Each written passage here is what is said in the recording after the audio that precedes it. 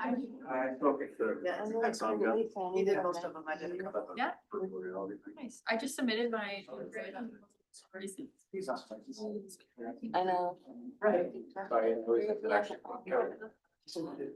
Proposal though. Appreciate what you're doing with my youngest. You should say. I think it might be. That's from Lauren. I did. But you should-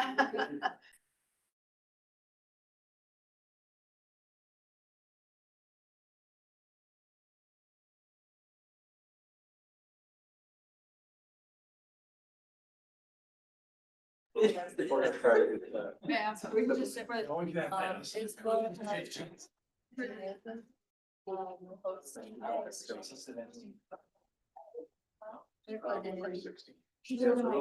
it's a huge thing. There's a little bit. For all these folks. You're gonna probably just have That we might be. Like down the. Slowest. Such a long time.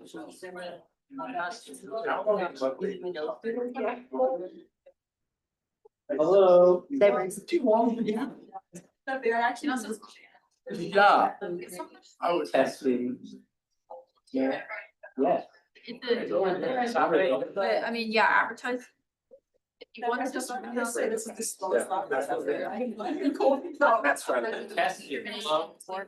Hello. Oh, I heard hello. I didn't hear hello. But then also, And they'll probably. 1 approve it, gram so I is can just- do that. it only says 48%. Yeah. It's a collaboration event with, Mounts maybe.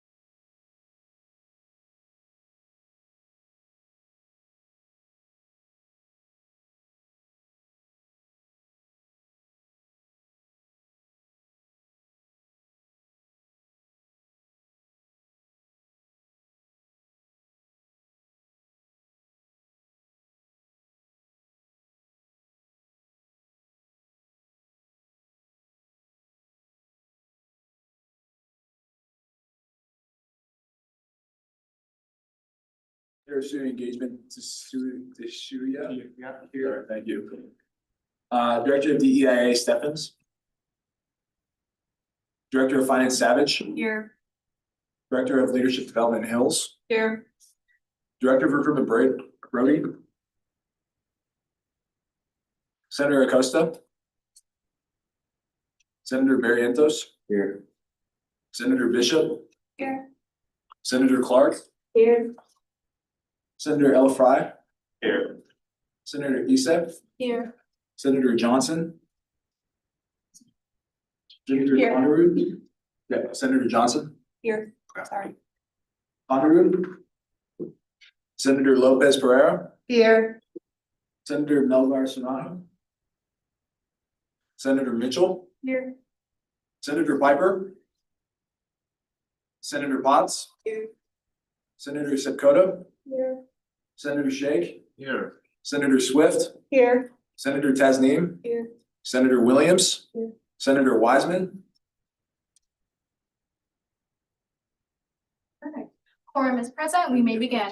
Our first item of business is the approval of the agenda. The chair is seeking unanimous consent on the approval of the agenda. Hearing none, if there is no objection, the agenda will be approved. The agenda has been approved. Next is the approval of minutes from November 13, 2025. Are there any corrections to the minutes? Hearing none, if there is no objection, the minutes will be approved as is. No, as there is no objection, the minutes have been approved. Now, please help me welcome Assistant Chief of Police Jerry Baggett and Director of Emergency Management Jenny Mack and their team. Thank you.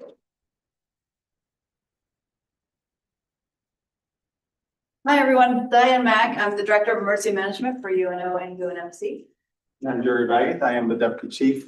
I'm in charge of all patrol operations, uniform police, uniform security. I'm Officer Eighth, Road Patrol Officer. Also like to introduce Phil Smith from our team, from Emergency Management as well. Emergency Management handles the emergencies that are bigger than what normal police, fire, EMS, those folks handle. So when it gets kind of bigger, those are the kinds of things where we step in. If you heard about the DRC-1 fire at Durham Research Center at UNMC a couple weeks ago, we worked on that response quite a bit. So it was a busy couple weeks. Wanted to start out by talking about the blue light phones, because I know that's been a topic of discussion recently.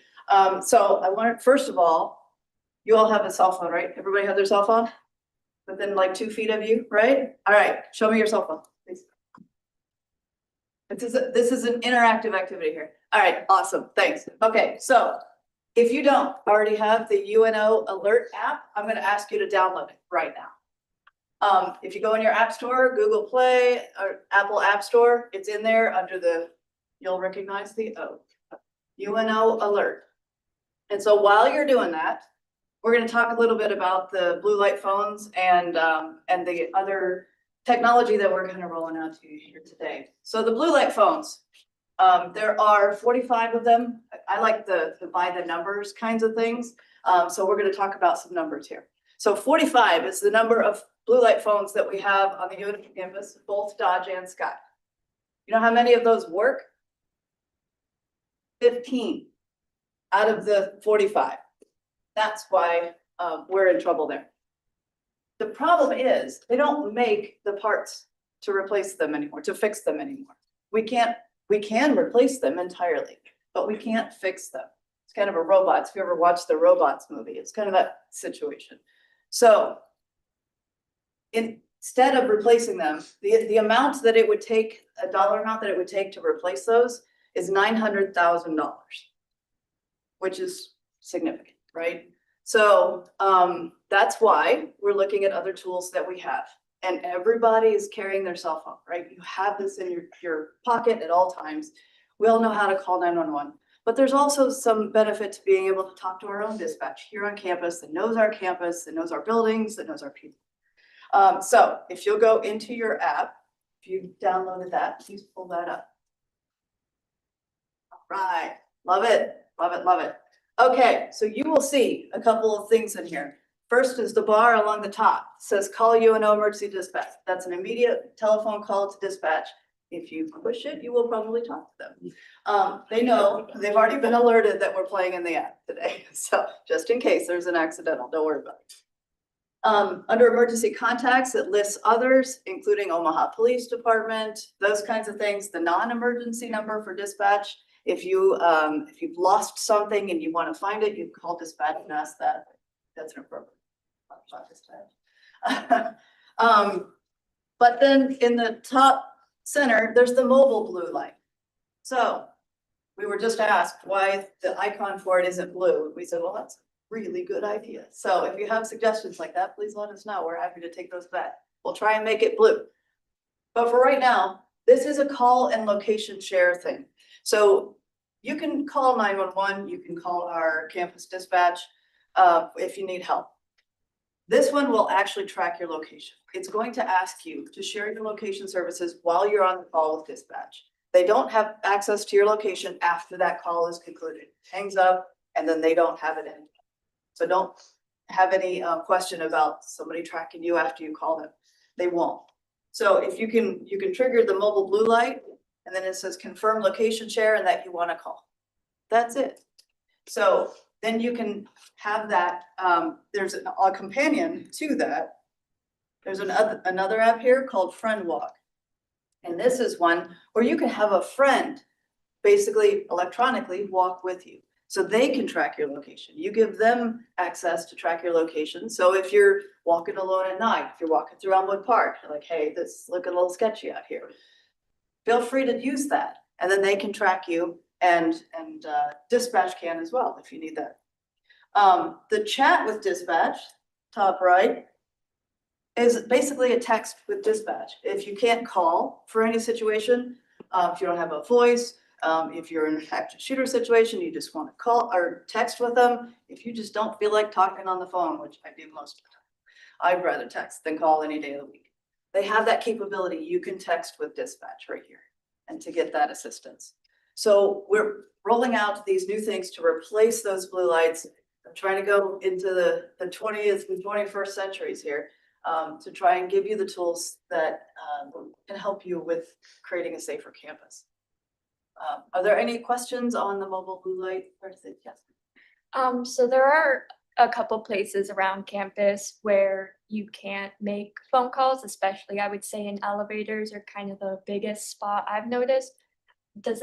Would you still be able to use the app in places where there is low cellular connection or Wi-Fi? You still need your normal Wi-Fi or cellular connection. Elevators should have an emergency call button in them if you need help in there. Mhm. And I don't know if you have other suggestions for how Those to. emergency call buttons go straight to our dispatch, Okay. so they can communicate with you through that elevator. Okay. We run into this a lot, especially down at the Nebraska Medicine or UNMC, where people will hit that. And you can talk back and forth, stuff like that. Dispatch can tell us exactly which elevator it is, which building it is, so we know where to go. Yeah, this is simply to replace the blue light. So instead of, in many cases, well, quite honestly, in the 5 years that we've been tracking the blue light usage, there's been 4 activations of the blue light on the UNO campus, 4 or 5. Only one of them, somebody locked themselves out of their dorm room. And the rest of them were just people that were walking up, pushing them and running. So not only are we going into the new technology, but this allows you, if you're being followed, you don't hit the blue light and have to stand there where you might be in danger. You're able to continue to move with that mobile blue light phone in your hand. So this is much safer for each individual who might feel that they're in a situation that's not all that safe. So obviously we'd like to have Wi-Fi throughout every building on campus, and they work to improve that. But until then, remember, this is simply just try to update what the blue lights used to do when they actually did work. You guys know that some of the buttons don't work. Sorry, You guys know that some of the buttons don't work. which ones? Access control issue and suspicious package just take you back to your home screen. Under emergency procedures? Okay, good, that's stuff we. Yes, we can thank you fix. for that. I appreciate it. One more thing that I wanted to add on to the text thing, there are some certain situations that I've experienced as road patrol. Some students feel uncomfortable reporting things. That gives us an opportunity to respond a little bit better. With mental health calls across campus, I don't know if anyone's ever experienced yourself or somebody else going through a mental health crisis. Some people are afraid to call because they don't want that person to know that they called. This gives us an opportunity to get that stuff reported, you know, so it can be a little bit more private for the person. Just something to consider. Yeah, we're still working on the app. It's just getting rolled out here, and then it'll be rolled out at the UNMC campus, then the UNL campus. So we're kind of the guinea pigs to the new and updated technology. And so, yeah, if you find out something, feel free to let us know, because we'll continue to improve it, improve that technology. You win a prize for finding an error. Thank you. I walked in late, so I apologize if you already covered this, but for the text, is that an instantaneous response in the same way that a phone call is going to be? So they have to receive it and then message you back, and then you'll have a connection. And it'll tell you, hey, waiting on dispatch to respond. Okay, and it connects with dispatch, it doesn't connect It with. does. And they have that open on their dispatch screens at all times. Okay. I know, granted, they have like 4 screens in front of them, so Or it's, 6 or. yeah, so, but it will, It makes a really obnoxious sound, so they'll hear it.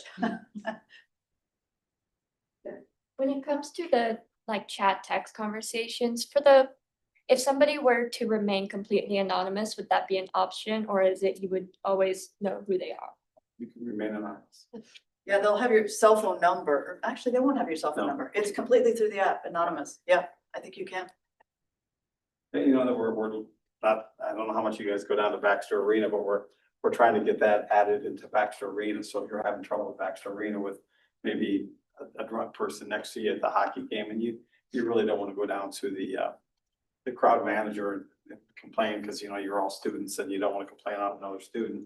You can just hit that and they'll tell us exactly where you're sitting in Baxter Arena and that you're having a problem with somebody who's being obnoxious. So there's some true emergencies that need to be out on the road, and then there's these side effects that we're trying to roll into it so that it helps you in all your activities here on campus.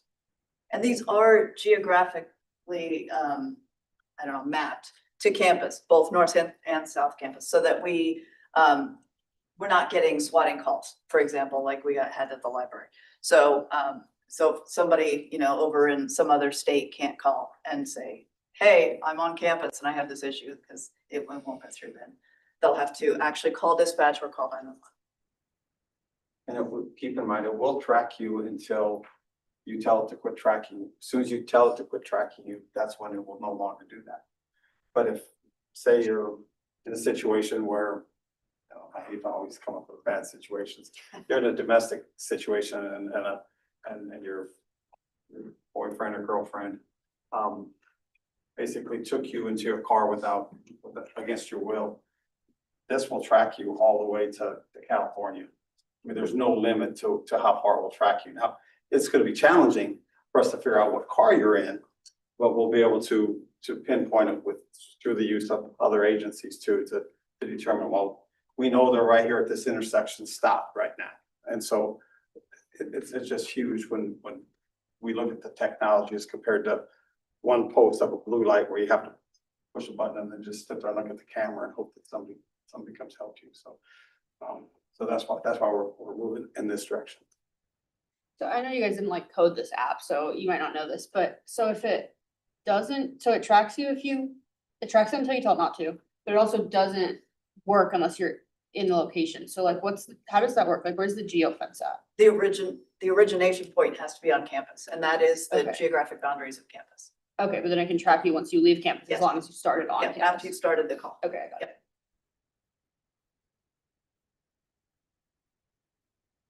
So yeah, continue that app, continue to use it, look at it.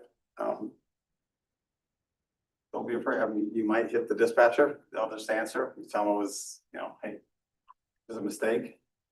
Thank you. And they'll thank you, have a good evening.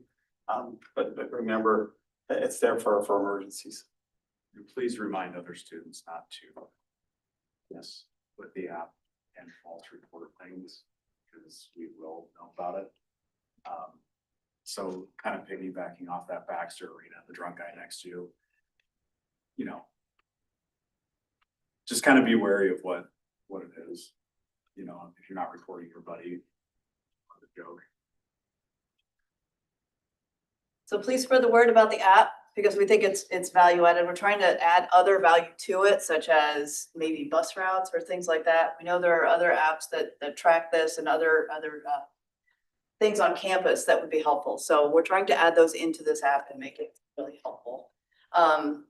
So please let everybody know about it. And the more people we have on this, the more we can reach out to you. Please also make sure your contact information is correct in UNO Alert. So you can, through the app, update your contact information in UNO Alert. Make sure your cell phone number is correct in there so we can reach you if we, close campus because of weather, which could happen actually fairly soon. We generally have a behind the scenes pool going on which day that will end up canceling classes first. So it's usually somewhere in the middle of January, I think. I don't think it did at all last year, did it? But we'll see. But these are tools we're trying to roll out to you. If you have suggestions on this app or anything else, ways that we could reach you better, let us know. Emergency MGMT, short for management, at unomaha.edu. That's our email address. So let us know your thoughts.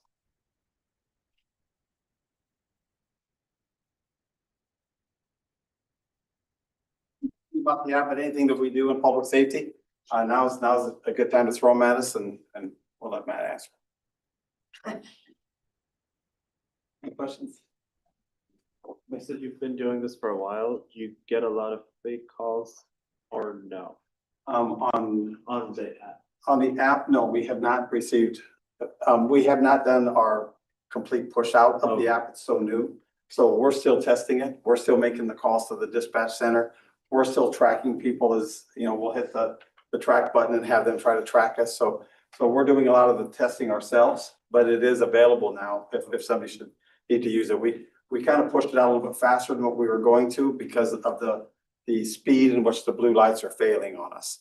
And that's why they're all covered up. I think we're trying to get the 22 from the parking garage completely removed because it's safer not to have them there than to have them there and not work.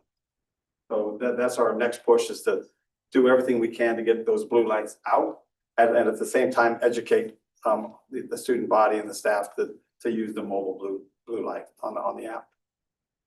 Can I ask a question? How many of you have received a UNO alert in the last year? Good information, right? You can reply to those. And I'm giving this out as a warning. I've had occasion where we send out a severe weather alert and somebody will reply to the text they receive. Hey, John will be over in an hour. We've got the flowers. He's ready to propose. I have their phone number because you're replying to me, so I know who the message went to and who you replied back. I sent them a text back. Hope things went well, but I don't think I'm the person you meant to message. I've had people send messages back about going to Subway. Do you want anything? In response to a tornado warning. So be careful when you're replying because sometimes people will send a message that's not appropriate. And I have the person's name and their cell phone number, and then I will print it out and I'll go see Jerry and say, hey, Jerry, can you have somebody go talk to this person? And they'll have a conversation saying, by the way, cell phones and texting go both ways. We set up the blue light phone specifically anonymously, but if you're replying to one of our alerts, campus is closed, hour delay, bad weather, pizza's free, whatever. If you're replying to that, we know who it is, which is a good thing. I just got back from a conference and they were surprised exactly how much we are looking at those replies. Diane pointed out if there was an active shooter and you were hiding in a room and somebody was hurt and you need help, you can reply to that text and I know where you are. You tell me I'm in Milo Bale 207.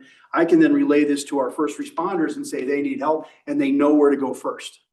So it's a good thing. Just be careful what you're sending and who you're sending it to. I have a quick question. question. I know when the swatting call happened, there were some concerns about the delay in response from like that text being received or information being released. Could you just give us a little more information on what happened? You know, that's always one of the toughest calls that we have to make. When you send out too many warnings, if we sent out a warning every time we got a call that there was a weapon on campus or there was a shot fired at the church. That happens more than what we would like to have happen. But if we sent out a warning every time that happens, pretty soon we'd have the little boy that cried wolf scenario. And when it really did happen, people would think, well, it hasn't happened for the last 27 times. So I'm just gonna continue doing what I'm doing. So we always say we'd like to have some kind of credible evidence that it's actually happening. There are a lot of cameras on this campus. I don't know if you guys ever walk around and look up and see how many cameras that are on campus, but there are a lot of them. And so if we get a call like that of an active shooter or a situation where we think there's a threat on campus, the dispatchers go automatically to those cameras and our officers are automatically dispatched to that call, obviously. And as soon as we get one confirmation that the situation is in fact going on, that is when that alert will go out. In the case of the library, the call came in and a little bit of a delay because the call went into Douglas County 911. By the time they called our dispatch center, there was probably a minute delay, maybe 2-minute delay. Our dispatchers got on the cameras and they were able to determine by watching the cameras that everything in the library seemed like it was normal business and there was nothing going on. So they reported that to our officer. Unfortunately, it didn't get reported to the Omaha Police Department quick enough, and that's why there was a very large number of police cars that came in from the Omaha Police Department. Now, is that a bad thing? Not really. We would like to have got them canceled a little bit sooner. Then maybe nobody would have even known that swatting call occurred. But we will always try to confirm that there's a situation going on before we send out an alert. And as soon as that is confirmed, that alert will go out and you guys will have all the information being updated on a regular basis. And one thing that also happens on those calls, when dispatch gets a hold of us to report it while they're looking at cameras, they're talking to us at the exact same time saying, we're not seeing any odd movements, bizarre behaviors, anything like this, but our officer is still coming. So there is a confirmation when we have an officer there to say, I don't hear or see anything. Dispatch says, yep, we don't see anything on camera. So there is communication back and forth from on scene and dispatch. So in the case of the swatting call, once we knew that there was nothing going on and the officers used some codes to hit that they were okay, that the situation was under control, then we immediately started writing an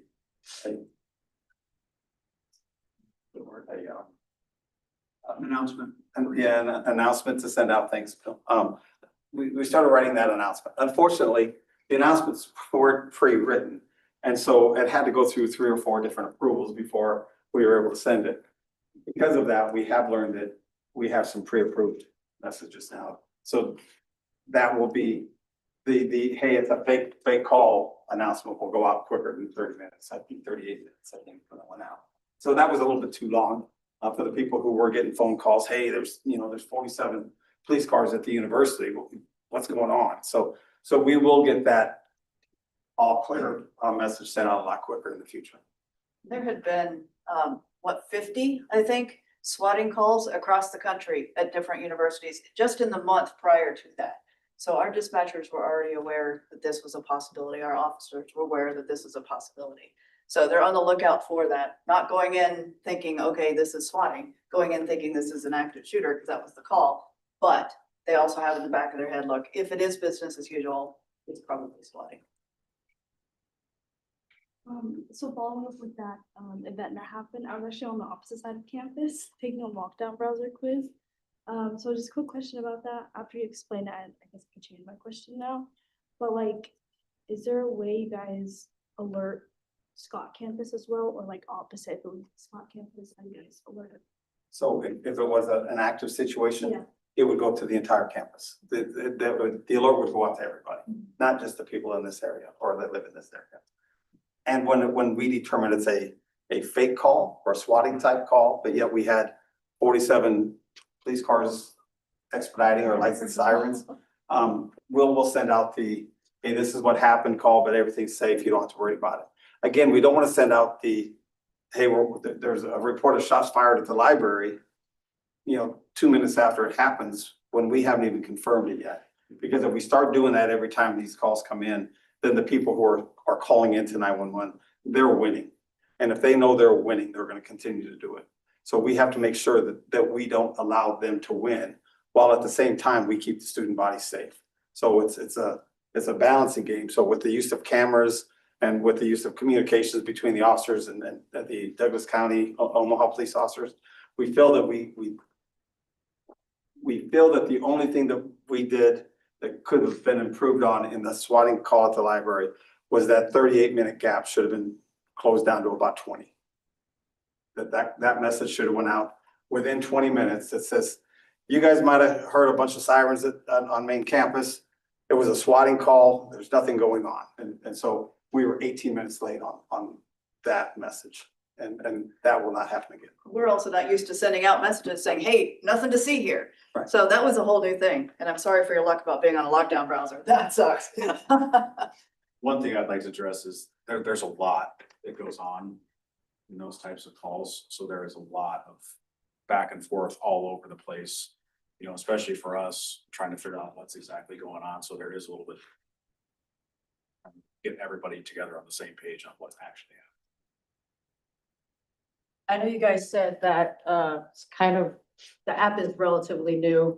And I know that the blue polls have been down since I started my first semester here. I'm just wondering, because school violence or gun violence on schools is really a new thing. How do you guys look to continue to progress in the future so that you can cut that time back, so that you can not have 47 cop cars there, not scare people, and like just continue to work on the app? Well, the worst part about that situation was the communication between our police department and the Omaha Police Department. We used two different radio systems, two different dispatching areas. What we're in the progress of doing is getting what we call an MOU, memorandum of understanding, with Douglas County that allows us to get on their radio in certain situations to tell them, we would say we're 88. That to us means that the situation is under control. Stop all cars coming in. This is not an active shooter. So that's the biggest step we're trying to take, is be able to communicate with the other agencies. I mean, you had officers from Douglas County on campus, you had a couple of state troopers on campus, a lot of Omaha police on campus, and of course our own police officers. So there was a lot of police officers that came very quickly, which I might add, that's a good thing. I mean, if you read any of the studies about active shooters, you know that is about a 5-minute activity that they have. They know they have 5 minutes. That's the average that before the cops get there. But we got there in 2 minutes and 2 seconds. So we cut that time less than in half. So I don't want to tell the officers, hey, don't get there as fast as you can, just in case. But that little time frame in which we know that the situation didn't happen, that's where we have to improve. But that's done through the MOU and through better communication with Douglas County now. And a week after that swatting incident, we had already scheduled, we've been working on it for almost a year, a full-scale exercise for all of our officers. We brought in OPD, some from Bellevue, some from La Vista, and they all worked together. And we ran them through a number of scenarios in an empty building, trying to, we had missing children, we had all kinds of things thrown into there. So exercising those skills so that they're fresh and ready to go when they're needed, that's another thing that will shorten that response time. And then I was gonna ask, are you guys on campus, or is UNOPD, are they on campus? We're on campus 24/7. So, I mean, you will see us out about. Yeah, I just didn't know if you had like an office that was like. We're right next door. We have an assembly right next door. In case you guys don't notice the difference, the police officers will be in all black. Security officers will have a gray top and black bottoms. Police cars drive black cars. Security officers drive white cars. So we tried to separate them when we started this department about 10 years ago, so that everyone knew exactly what they were getting when they got there. So there is a distinct difference in the uniform and the cars that we drive. As you will see them in black jackets, but yeah, they have gray vests. Anything else? Anybody else graduate in 15 days? She's Oh, just so bragging. close. I know, I am, I'm excited. I'm a master's student, so I'm excited. 15 days. Last that I wanted to jump in and say before I left. I'm huge on this see something, say something thing. So if you do see anything suspicious on campus, don't hesitate to call us. We've had a few, random people that have wandered through campus. That, I look at surveillance cameras and I say, wow, that should have been called in. When it's 95 degrees and someone's walking down the center of campus in, winter pants, a full parka jacket, mask over the face and stuff like that. So if you guys see something, say, okay. Thanks, everybody.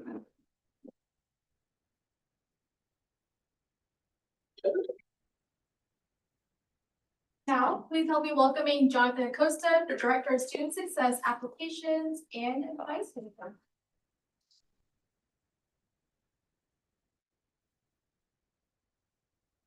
Hello, everyone. My name is Jonathan Acosta.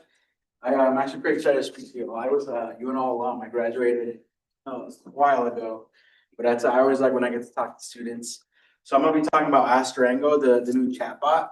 Have you all been getting those texts? Yeah. Okay, perfect. I'll be quick on the general overview. So it'll be again just a more general overview, and then I'll open it up for questions. But could you go to the next slide, please?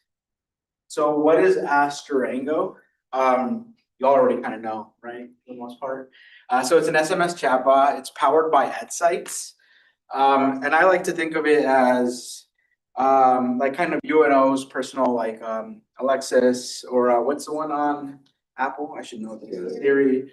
So it has two purposes, right? It's both proactive and reactive. So students have the ability to text it 24/7. So if you have a question about, I don't know, like where is a certain office located? How to connect with advising, you have a, need connecting to financial aid, things like that. The bot will respond to you 24/7. So Astrango will do that.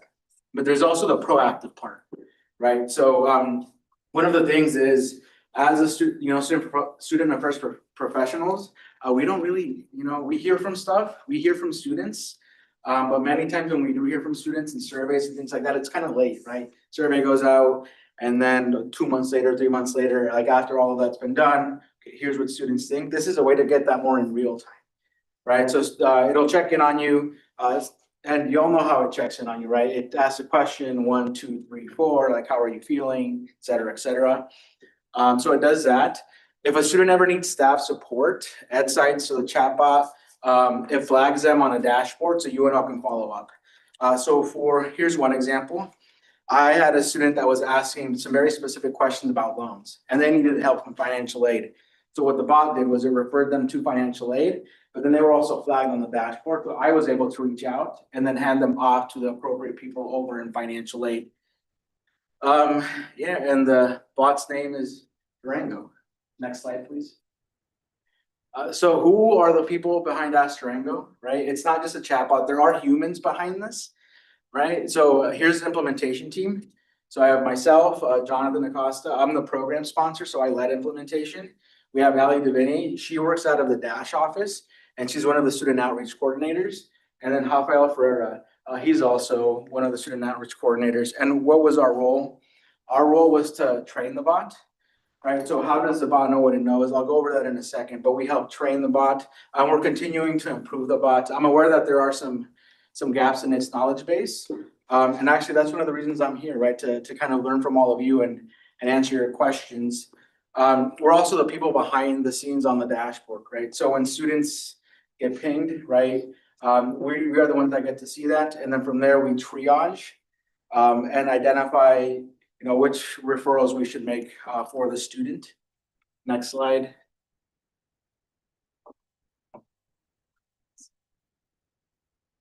Can you go to the next slide, please? Thank you. So EdSites in action. So this was rolled out to all currently enrolled undergraduate students. And for the touch points, y'all have seen those already, but they're customized, brief, engaging messages that focus on 4 categories: academic, social, financial, and emotional well-being. And the bot checks in on you. This semester, those messages they're happening a little bit more often because we did launch in November. But for next semester, it should be every 2 to 3 weeks, maybe even a month, just depending on the messaging. And then next slide. So the knowledge base, it's a very, very closed system, right? So one of the things that we want to be very cognizant of is making sure that the information that the bot provides is specifically UNO related. So we don't want the bot to go and search the internet, right, and give answers regarding that. We don't want it to do that.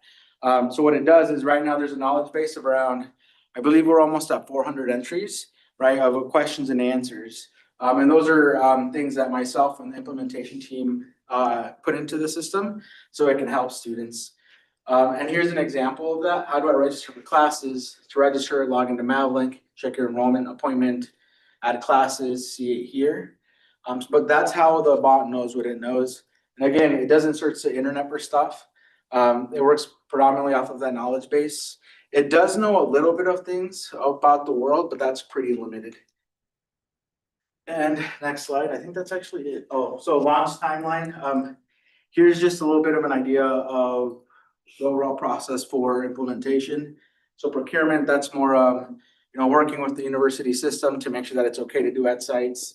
For a bit of context, so Ask Durango at sites, it's at UNL, UNO, UNK, it's at the 3 state colleges, and it's at MCC as well. So it's pretty much at every public institution, or almost every public institution in Nebraska. We spent about 2 months, training the chatbot, uploading information, doing the outreach process for students. And then we're doing some marketing promotion. We're gonna be doing a little bit more in January. Our launch this time was a soft launch. So we did, I believe it was in the Bullseye twice, an email, and then an intro text. But for January, we want to do just a little bit, have it be a little bit more robust, right? So more students interact with it, and more students engage with the bot. So that's it for launch timeline. And that's the end of the presentation, but I do have some things I'd like to share. So far, we've had a little over 4,000 students text the bot. So it's been pretty popular, right? Over 15,000 texts have come in the past month. And the text range from a lot of different things, right? And yeah, that's just overall use. That's all I really have, y'all. Again, just more general information. But I'm curious to see what questions you all have for me. What's been the biggest problem you guys have had so far? Can you say that again? What's been the biggest problem? What's been the biggest problem so far? So I think there's a couple things. One is we have had some students playing with the bot and texting it some inappropriate things. And then that causes us to use university resources. So that's been one of the things is a student thinks that they can text the bot. But remember that dashboard will flag things, right? And we see that right away. So a student could text it, I don't know, like KMS, for example, right? And we will see that. And then our care team will take care of that. And then they will send someone out, right? So that's been one of the problems. Another one is it's still relatively new, right? So it does have those 400 entries, but it needs more. The bot, without more training, may not be able to catch some of that nuance. So one example is we had a student that was asking about a transcript, right? And the bot referred it to where it's supposed to refer it to, but because this student their situation was a little bit different, they actually needed a different link. But we did go in there and update that. So again, the bot is still learning. My hope was that over the next couple of years, it starts to grasp more of that nuance and is a bit more helpful.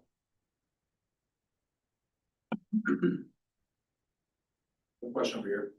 But so for the instances where you have to refer to campus resources, do you see those students typically come back to the Durango bots to follow up with more things, or do they usually stop after they've been contacted by the care team or something like that? Yeah, that's a good question. We're actually still learning and observing.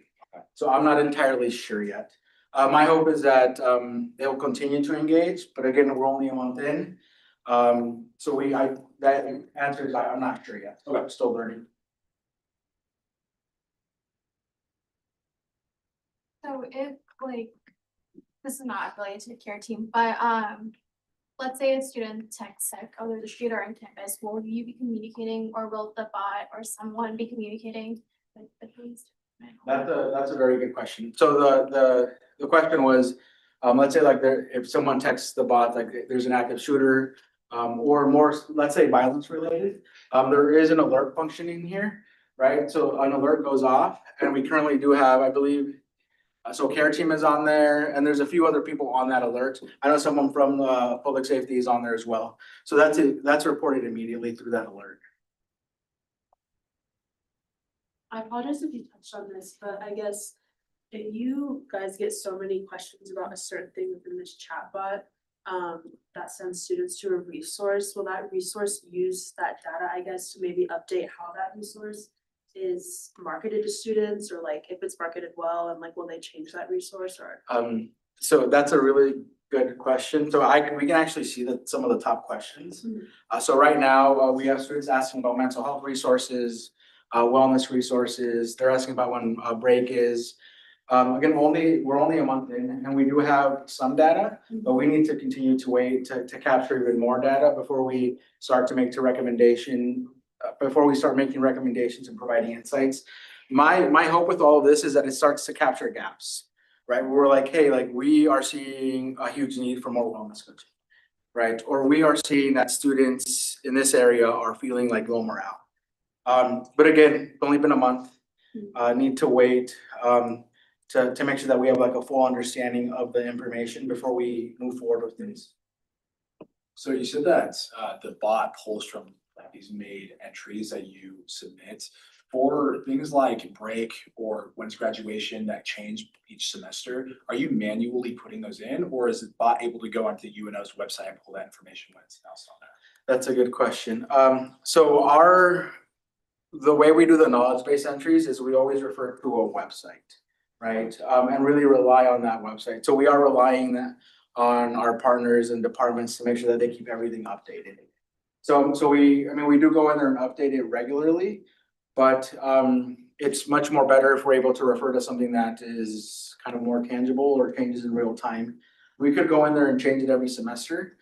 But that's not as, I guess, in my opinion, at least not as good as knowing like there's this website that we know gets updated regularly. So I know you just started off this month and you really only have kind of a limited, would you say, amount of information that you could get back from the bots? Would you say it's limited a little bit? I think we still need to gather more. More? Right. My question is, I know some companies that utilize AI are hiring like remote workers to work for it. Is that something that you'd be interested in maybe doing as you guys expand, get into a little bit more, get a little bit busier? That's a good question.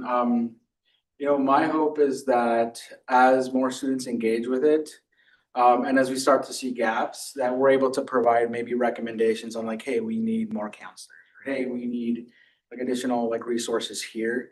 As far as what that would look like, I think that would depend on what the recommendation is and in partnership with those departments. So again, that's my hope. Can I ask you all a question or several questions? One of the things is, at least from my perspective is, we deeply care about students and we want to make sure that your needs are being met. This is an attempt at doing that, right? It's kind of like us trying to listen and care at scale. But I want to make sure that you all find it helpful, right? And also I want to start to incorporate some fun into it. So I know this morning, one of the texts that went out was, can you provide some like words of encouragement for students? And we're going to be sending out what you all send us next week. But just, I guess what would you like to see from the bot?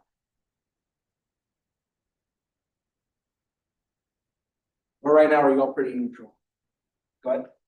One thing I was seeing was like, if I didn't respond to a text, it would send the text again, like over and over again, which is kind of annoying. So how many times did it respond back? I think like 2 or 3, like I haven't tested it at all. But then Cause I have seen it text back a person one time, but I haven't seen it do it multiple times. And that's good feedback for me to know, yo. Tuesday and Wednesday, they texted me the same thing about whether I was returning UNO next semester. And then, I mean, I guess it wasn't really spamming, but repeat texts. Yeah, to give you, that's a good question, and to give you all a bit of context, so when the first text went out this week, it flagged around 100 students that needed help. Right, when the second text went out, when the follow-up went up, that increased to 243. So I know it's a little, that might be annoying, but it did allow us to identify 140 extra students that needed just a bit more support. But if that does get annoying, I don't know, I think that's good feedback for me to know, but that's just a bit more extra context. So is there a way to like opt out? Yeah, if you want to opt out, you just reply stop. I've actually never gotten a message from the chatbot before. Is that a problem that you've seen other students have? Like I've never gotten a single message. That's a good question. So her question was, she hasn't gotten a message from Ask Durango. So we pull off of preferred phone numbers in the system. For some students, their preferred phone numbers are like maybe old numbers that haven't been updated. I've seen students have their preferred numbers be work numbers, right? So that's probably one of the reasons why you didn't get that text. I get all the other UNR, like the weather and everything. I'm just curious if you pulled from something else. Yeah, we are gonna change that to be more like cell numbers in the system for next semester. We just didn't want to make that change in December. Good question over here. I haven't been texted by the bot yet, but just kind of hearing what about tonight. This may be outside of your capabilities right now, but considering, I guess I want to open up the question. So every response you send out or everything that you send out, they'll follow up with a link. Is that typically how If it's in our knowledge base, like it tries to do that, but sometimes it gives more general information. Gotcha. I would just say, if you could maybe try to implement this in the future, where it doesn't just provide you with a link, it actually gives you the information, if that might be possible someday, because if I'm asking a question, for example, when is spring break, something that I might ask, and I don't want to search it up, I just would like to text someone, and it gives it to me right away. If it just gives me a link to the web page, I might as well just search it up on my phone rather than text something. So that's just kind of something that I would like to see if we're able to. Yeah, that's a good recommendation. I don't think the bot is that smart. I think its guardrails are a little bit higher than that. Right. That's something I will take back to EdSites, but for transparency, I don't think the bot is that smart, if that makes sense. Okay. This might just be me, so take this with a grain of salt, but one thing that I would like to see of the messages that are being sent is a little introduction saying, hey, this is Durango doing something. Because when I get the notification and it says like my full name, it kind of like from an unknown number, it always like startles me a little bit. And then I'm like, oh, wait a second. Like this is the Durango chatbot. Because it's like your full name and then it's asking how you're doing. And you have to take a second to be like, wait a second, like this is the Durango chatbot and not like some random person who has my name. I would be scared of throwing the whole name. We do want all students to save the number. So that's a part of it. You are gonna see in January, we are gonna be giving out some swag, like t-shirts and stuff to students that stop by and can show that they have saved their number. And that's interesting because we also have gotten feedback or recommendations like to not add that. So I think it's kind of mixed sometimes. Sorry, this isn't really about what I would like to see, but on the topic of what he was saying about the AI not being smart enough to just give you the information, are you looking to expand to better versions of AI in the future? So the app that we use is it's EdSites. So it really depends on how EdSites does the product.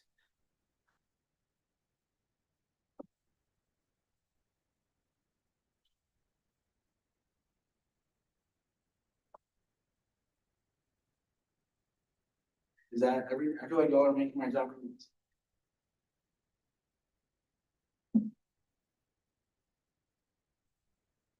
Oh, go ahead. Sorry, one more question. What would you say, do you know yet, because I know you've only been in it for a month, but do you know what your biggest demographic is of people who use the app? Like, is it freshmen or It's freshmen. freshmen? Yeah, it's I think it's like, last time I checked, I think freshmen were maybe. There's probably 10% more freshmen than some of the other classes, so the younger students are using it. Okay. That makes sense.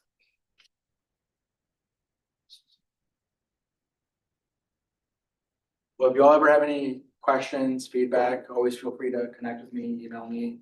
If you ever get any ideas of something fun that Ask Durango could do, please send that. Next semester, we're gonna be asking students what their favorite song is. And then we're gonna be creating a playlist to send out. So trying fun stuff like that, right? We don't want it just to be, to ask you like these questions. We also want it to be kind of, I don't know, something that maybe provides a bit of joy, makes you smile. Thank you so much. Can we link to Ask Durango from the app? Oh, so that's a good question. So Ask Durango, it's text-based. Okay. And it will only work for students that are enrolled. So we could say text this number from, We could create add one. Yeah, you're gonna discriminate against the old guy who's not a student. I got questions for Durango. No, we could talk and try something. Yeah, I'd like that.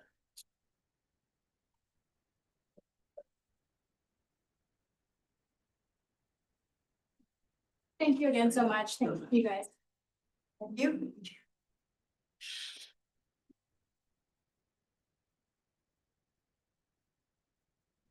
Our next item of business is the Student Organization of the Month Award. Manager Hammond.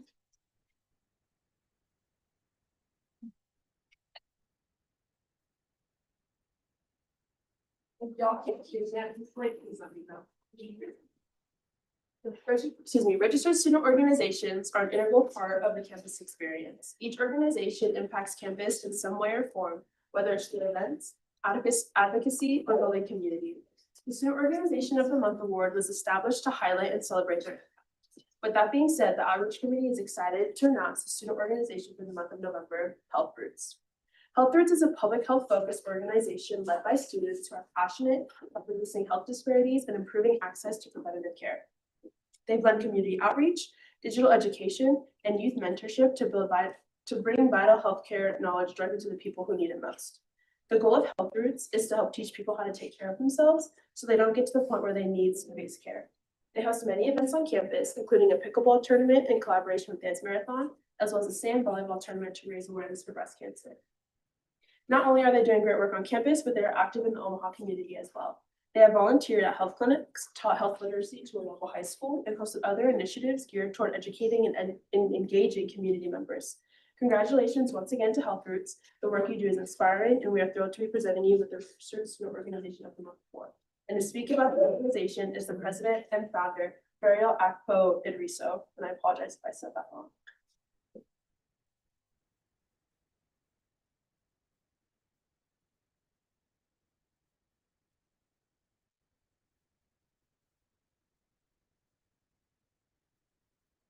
Great, hi guys. I'm Ferial. I'm the president of Health Roots. Oh, I'm Misha, I'm the vice president. I'm Amir, I'm the outreach coordinator. And I first want to say thank you for recognizing us. We're pretty new. This is our first functioning semester and year. And so it's pretty exciting to be recognized this early. Health Roots was started late last year.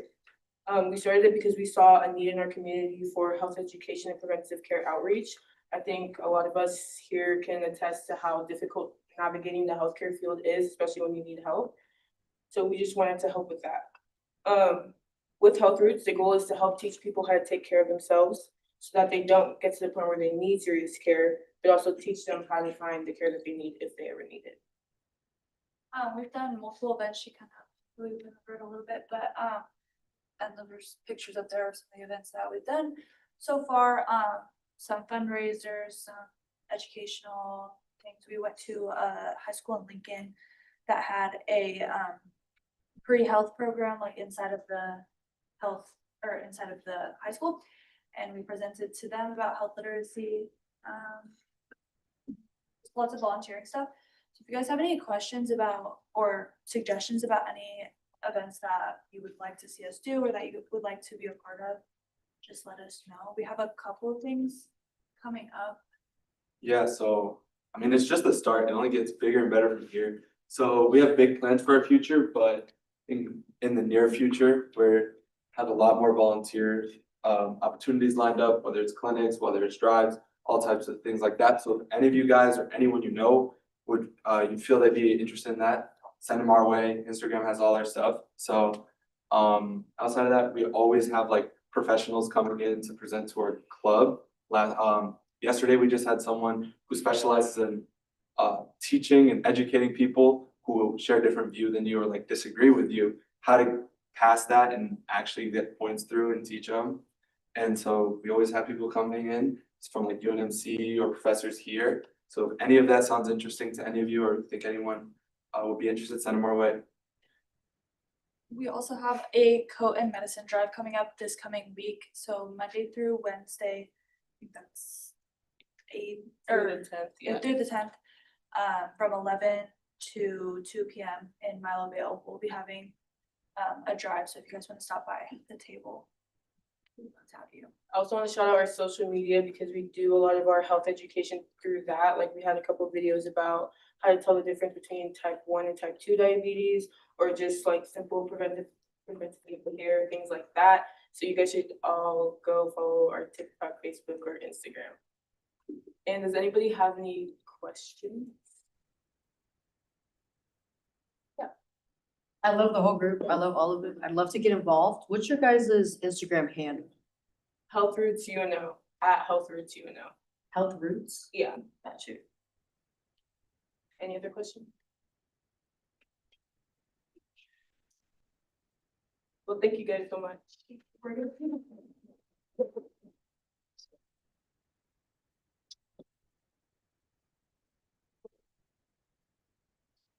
Thank you.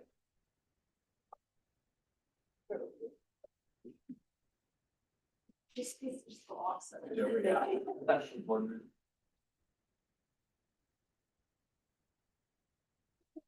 Thank you.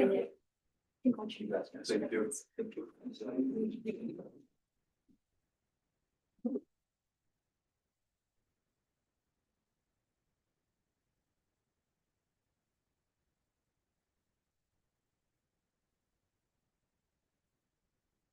Our next item of business is the Maverick Impact Award. Chica Sap Gomez. Tonight, we have the privilege of recognizing a student whose presence on this campus truly makes a difference. The Maverick Impact Award exists to honor students who don't just do their jobs, elevate the people and spaces around them through leadership, service, and genuine care for our community. This month, that student is Glory Osho. Glory is someone who consistently shows what it means to step up. She approaches every responsibility with professionalism and purpose. Whether she's supporting staff and faculty, welcoming new students, or helping shape the student experience, Glory brings intention and heart to everything she does. Her nominator highlighted the qualities that set her apart: proactive, collaborative, and deeply committed to serving others. She played a major role in redesigning the student lounge, creating a space that feels welcoming, inclusive, and reflective of the students who use it. She also helped bridge connections between new and returning students, making sure they feel supported and included from the moment they arrive. And when students face challenges, she's one of the first to reach out, offering guidance, encouragement, and a sense of belonging. What stands out most about Glory is the way she shows up for people. She communicates thoughtfully, she takes initiative when something needs to get done, and she brings a steady follow-through that strengthens every project she touches. Because of her, students feel more welcome, more connected, and more seen on this campus. Glory, thank you for your leadership and for your heart that you put into your work. Your impact reaches far beyond individual tasks. Congratulations, Glory Osho, on receiving the Maverick Impact Award.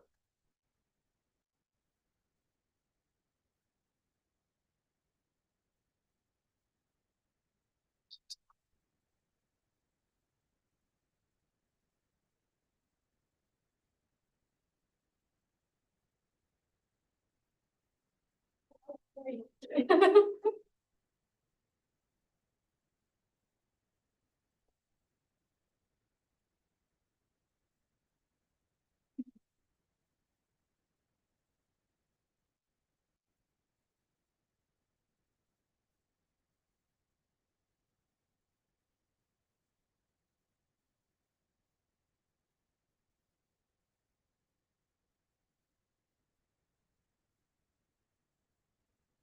will now move into open forum. You guys will have up to 10 minutes to address the Senate with any concerns, whether or not they appear on the agenda. Senators may also speak on topics not included in the agenda. However, please reserve comments related to listed agenda items or your scheduled discussions. If you're here for open forum, please sign in here before speaking. The floor is now open. Do I sign first or can I talk? Very good. Okay, I want to share that we are having the mayor come to UNL, the first Black mayor, I should mention. So if you'd like to come, it's next week on Wednesday. Room 162, the one that we usually meet in. Can we share this to other people? Or? Okay, if you would like to come, you should come. There's free food. So please sign this QR code or sign in. Yeah, you guys should definitely come. You'll can ask like a bunch of questions or just come and get some free food. So just, I want this back by the way, sorry guys, but please use this to sign.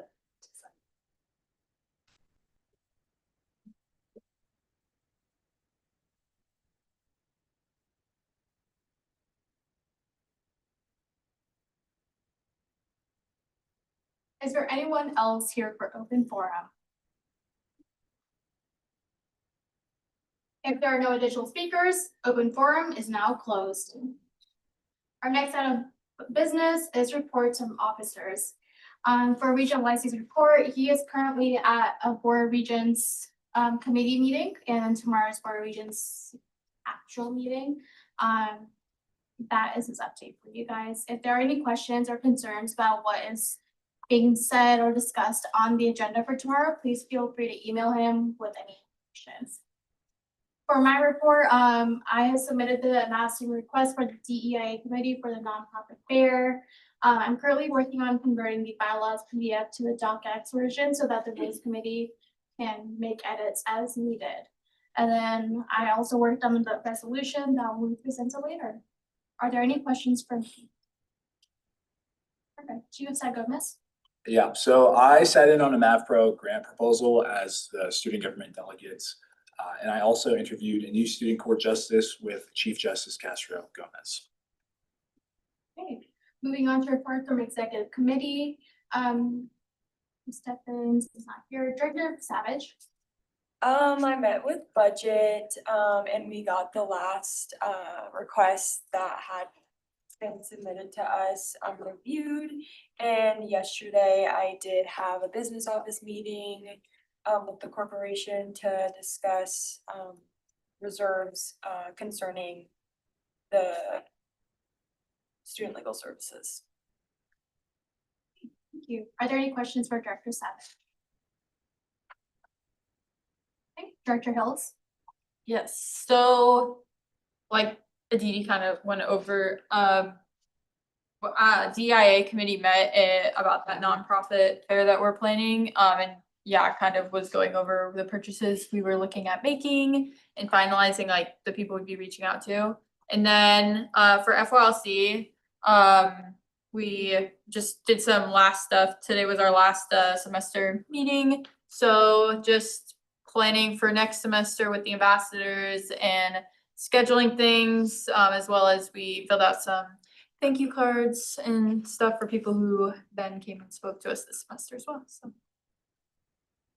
Are there any questions for Director Hills?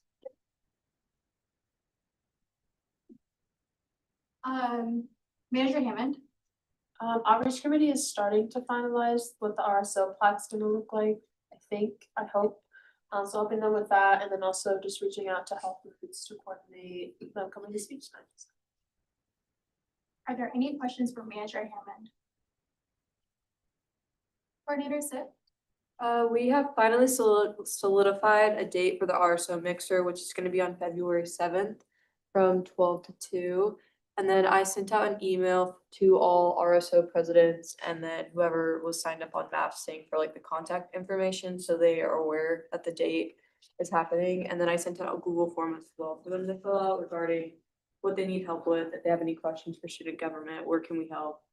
So yeah. Are there any questions for Coordinator Sip? Coordinator Suchia? Okay, so, to people who don't know me, hello, my name is Motohiro Tsuchiya. I'm from Japan and international students, junior and the marketing and the finance majors. So my work, I'm doing working, to, make include for students organizations and, like, enhance for, students to join to other students organizations, because there's a lot of like a student club and the student organization, which is share for the great opportunity for students. But right now, like mostly students don't know like for student organization. So I'm looking for the some like student organization to collaborate with us to enhance for the activities. Right now, some executives are changing right now because the end of the semester, like by elections. However, like I will make login for spring semester. So if you have like any belonging to clubs or student organization, please let me know. Are there any questions for Coordinator Tsuchia? Perfect. Moving on to reports from committees, Chairperson Granitos, may we have your report, please? Similar to what Director Savage said, we went over his purchase requests. One was basically a tax expense that is needed to be required, and a couple were at GSA. But yeah, that's pretty much it. Are there any questions for Chairperson Barrientos?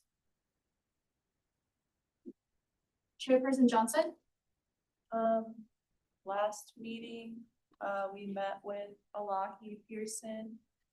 He had a resolution on like a controversial thing, and we had concerns. So we met with him and we hashed it out, and we're gonna work on trying to get the same idea on the floor, but in a, I don't know, I don't know what I'm trying to say, in a better way, I guess. That's about it. Are there any questions for Chairperson Johnson? Is there a report from the DEI committee?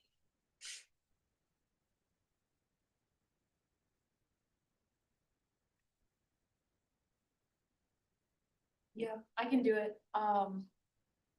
Sorry, I was not prepared. We kind of like what was already said, we went over stuff for the nonprofit fair. We went over a lot of the people that we wanted to have there, things we wanted to offer, just kind of the details of the event. And I think that's pretty much all that's changed since last time. Are there any questions for the DEI committee? Is there a report from outreach committee?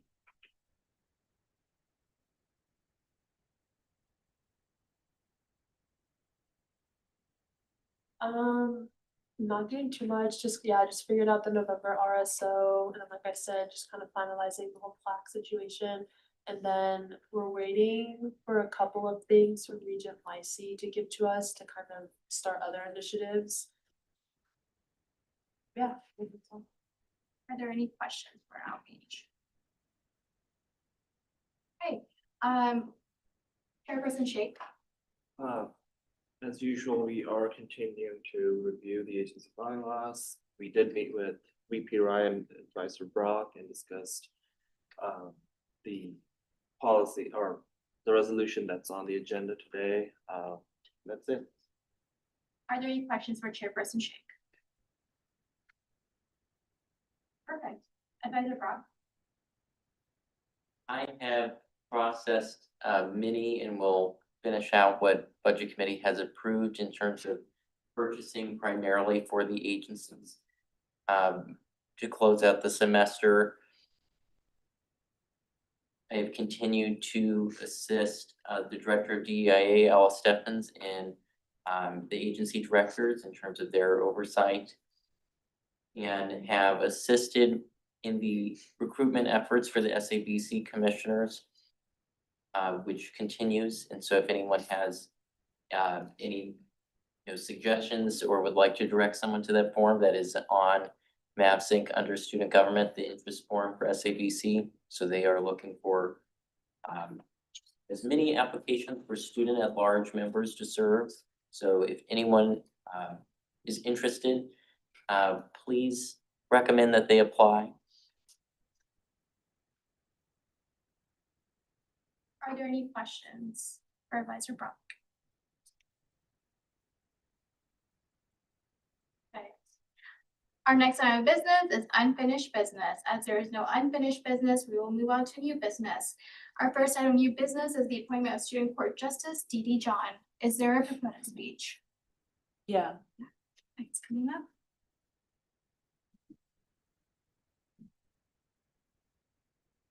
Is there like a microphone or should I just stand up here and talk? Yeah, I'm so sorry. No, you're good. I will, you have 10 minutes. Hi, everyone. I'm Dee Dee. I'm a junior here at UNO. I'm a molecular biology major and I'm pre-health. I am here to give a proponent speech as I'm wanting to fill the currently vacant student court justice position. So it's on my phone. That's what I'm looking at. I'll try to keep it relatively short.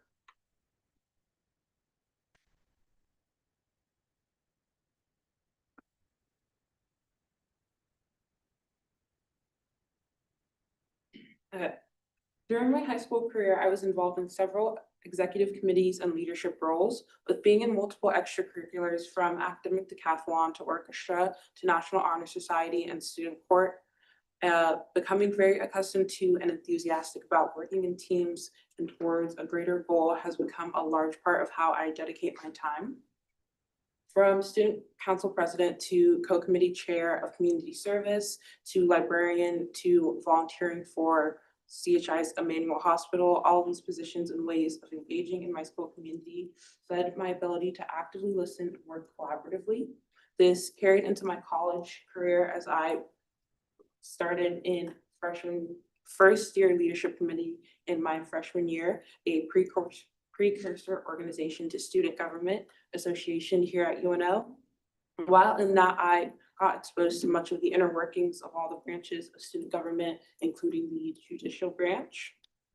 In the first half of my sophomore year, I was a senator for the College of Arts and Sciences. It was a thoroughly enriching role and fuels my current passion for the opportunity to be part of the detailed workings of this different yet strong and essential branch of student government.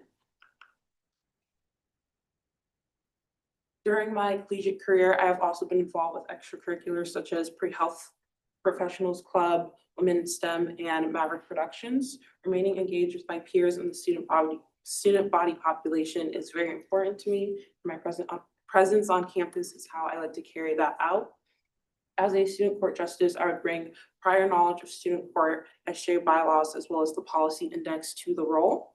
I would also bring a multifaceted perspective on campus culture and a deep excitement to become more acquainted with new aspects of being a student court justice, as well as excitement to develop the skill set that is needed and to commit time and effort to the position. Through my want to impactfully contribute to campus community, I am most importantly excited to listen, take in new knowledge, and work with a new team to better court proceedings and make final rulings. That is all.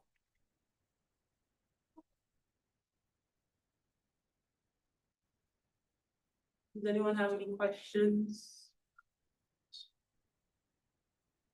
Should I step out over the? Yeah. Yes. What are some things that you plan to do or change if you were appointed to student court? I would say to start off that question, I would first want to learn the environment of student court. So I wouldn't initially go in with the mindset of like wanting to change anything or alter how we're currently does things, more so the mindset of like just taking in the environment, learning the dynamics of everything, learning the policy index and bylaws more. And then from there, after some time of like getting accustomed to everything, if there were any like gaps, I guess I saw in certain ways procedures were handled or like certain dynamics with the head justice or between justices, then I would go about either like talking to the head justice or talking to my fellow justices about how we could potentially like be more effective, be more cohesive in our like rulings and in our meetings.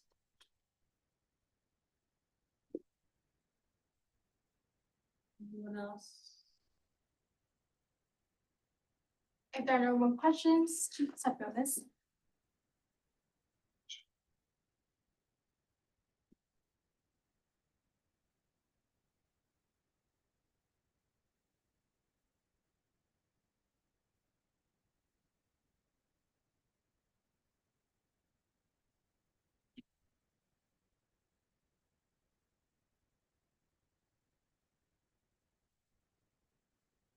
Before we begin discussion, if you have conflict of interest, please raise your placard.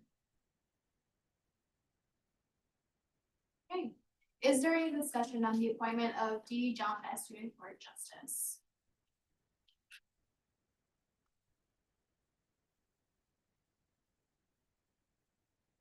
There is no discussion. All those in favor, please raise your placard.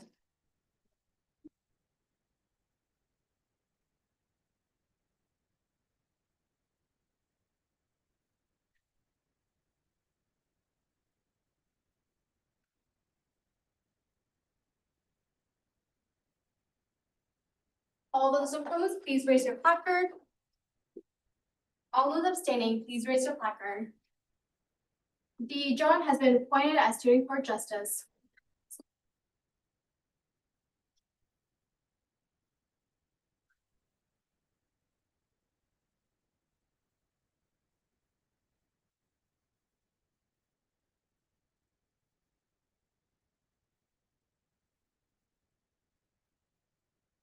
Next is the updates to policy index resolution. As I am the author of the resolution, I will step down as chair just for this section, and Chief of Staff Gomez will take over for this portion of the meeting. Are there any questions before?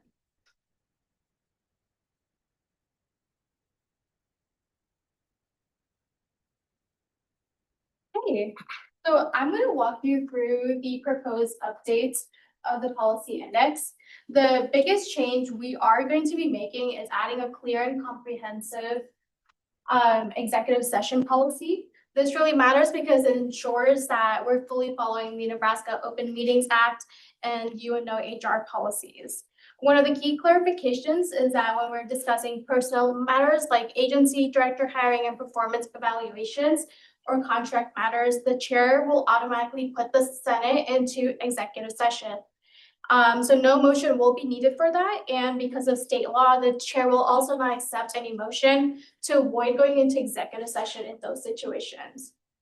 For any other reason, the student senate can go into executive session as long as it's listed on the agenda and the body approves it by a simple majority. This will give us structure and clarity so that we can use executive session appropriately and legally. The policy also makes expectations around confidentiality much clearer, including who can stay in the room and how we exit executive session before returning to open discussion. We're also going to be making several smaller clarity updates. We cleaned up the FYLC attendance policy just to make expectations clearer. We corrected the clerk of the student court requirements to match the standard requirements. For some reason, they had a 2.5 GPA requirement when everyone else is a 2.0 GPA. So it's just matching whatever requirements we have for every other position at SGA. We also updated the term executive council to executive committee because for some reason, we were using both terms throughout policy index. Additionally, we're renaming the agency's bylaws to agency policy indexes to avoid confusion with SGA bylaws. Nothing will change operationally, but it just prevents confusion between the agency governing documents and SGA's own bylaws. That was probably a lot. Are there any questions I can answer?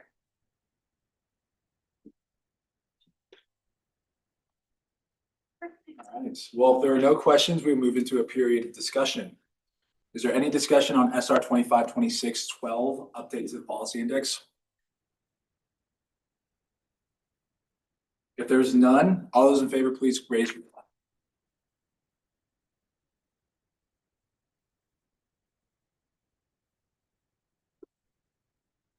All those opposed? All those abstaining, please raise your placard. All right, the resolution has passed. All right, the next item of business is the executive session. But as there is no need for executive session, we will just continue forward. For the good of the order, give a shout out to someone in SGA who has helped you, inspired you, or made your semester better. I will start first. I would like to thank the budget committee. You guys have really improved the budget process and have made it a lot easier to go through purchases.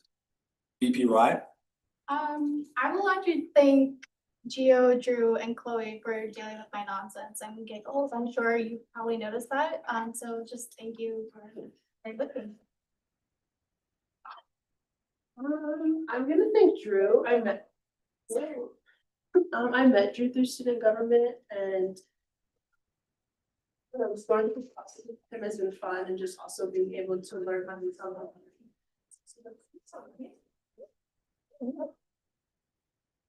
I'm gonna thank Ms. Lauren for being very flexible and understanding since I've been missing the FYLC meetings. I haven't been missing them, but I've just been unable to attend.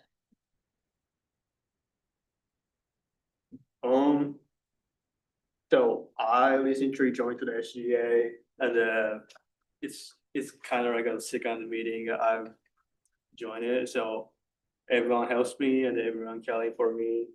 So thank you for supporting for me every time. Yep. Yeah, we just want to zigzag, so starting back there as well. Especially like Lauren. I mean, she was supporting to me like every time. It's like since I joined to the SGA. So it's really good teachers. Yeah. And then, yeah, start down there as well. Well, everybody here helps me out just for welcoming me and answering my questions when I interview people and stuff like that. So anyway, yeah, everyone's helpful. I appreciate everybody here, so. I would like to shout out Colby. Thanks for being the backbone of all of us.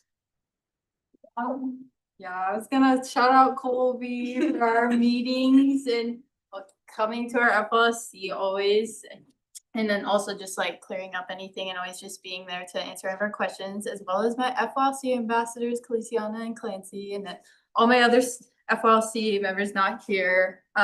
You guys always show up and give it your all, and I love you guys being like here and present, giving your all, coming up with super creative ideas, and then also everyone else also.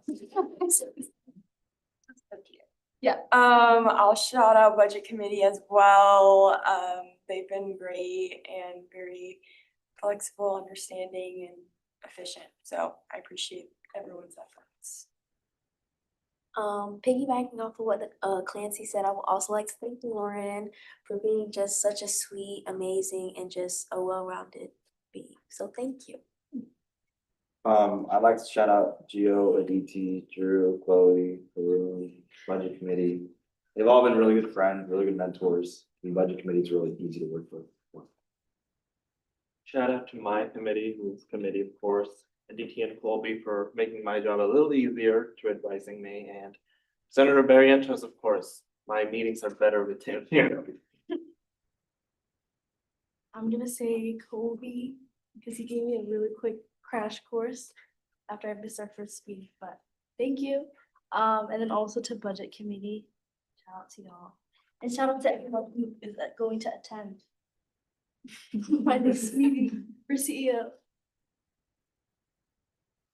I like to shout out Colby because there was a time I was going through a lot and he noticed me that I was down and just not doing so well, so him sending an email was very helpful.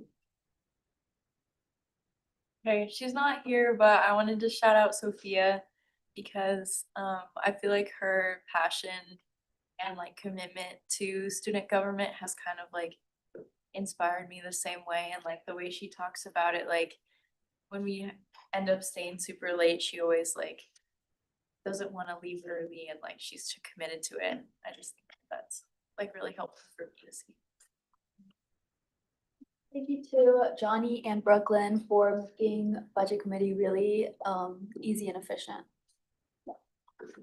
Yeah, I'd like to shout out Senator Piper since she's not here, but her and the rest of the DEIA committee are all really great to work with. I would like to shout out to Kobe. I call him coach. He's a good coach. And secondly, I would like to shout out to Aditi. You are a darling and a wonderful leader. I appreciate you.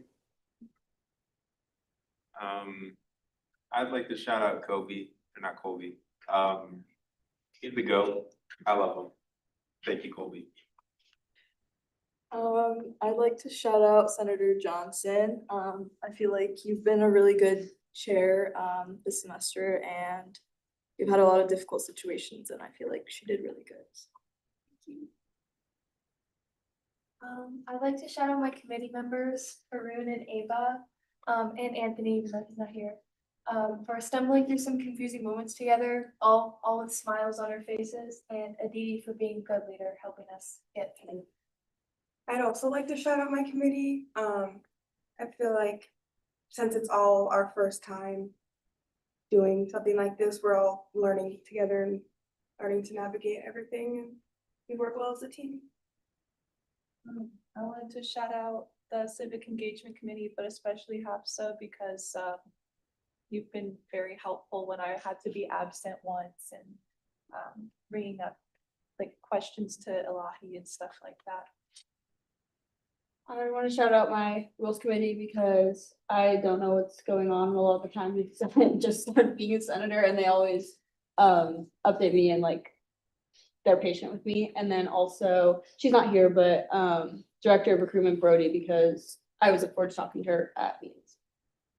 I'd like to shout out